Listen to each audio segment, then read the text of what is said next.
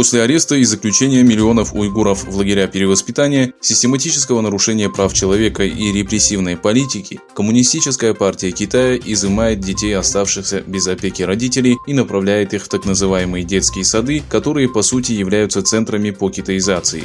В газете «Аксу» была опубликована статья о начале строительства 26 школ-интернатов, рассчитанных на 10 тысяч детей. Согласно имеющейся информации, строительство завершится к сентябрю. До сегодняшнего дня в такие интернаты направили свыше 500 тысяч детей, которых обучают китайскому языку, культуре и основам коммунизма.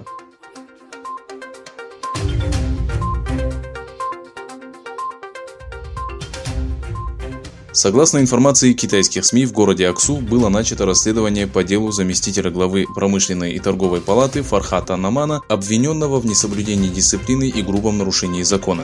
С 2017 года было задержано и приговорено к тюремному заключению большое количество уйгурских чиновников. Многие из них были обвинены в несоблюдении дисциплины и нарушении закона, но какие преступления они совершили, не уточняется.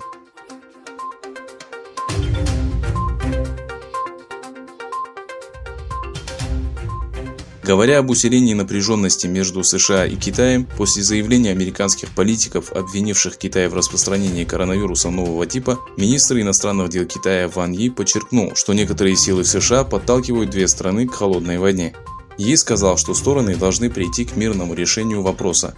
Также Йи сообщил, что их беспокоит вмешательство США в политические процессы Гонконга, подчеркнув, что иностранная интервенция недопустима. Китайский министр коснулся и вопроса судебных исков, поданных штатами Миссури и Миссисипи по расследованию вспышки коронавируса, и заявил, что у США нет на это никаких юридических оснований.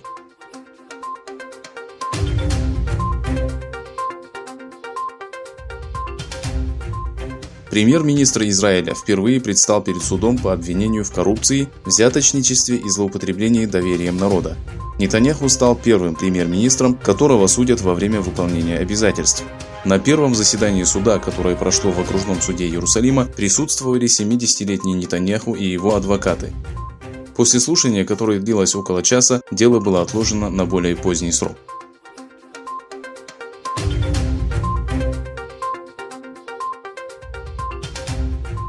Основатель и генеральный директор Facebook заявил, что в течение следующего десятилетия половина сотрудников компании будет работать удаленно. Марк Цукерберг отметил, что пандемия коронавируса окажет долгосрочное влияние на принцип работы компании. Цитируя Цукерберга, сайт The Verge приводит его следующие слова: «Половина – это не точная цифра, а всего лишь предположение». Цукерберг сообщил, что согласно опросу, каждый пятый сотрудник компании полностью поддерживает идею работы на дому. Также основатель Facebook заявил, что 20% сотрудников заинтересованы в удаленной работе.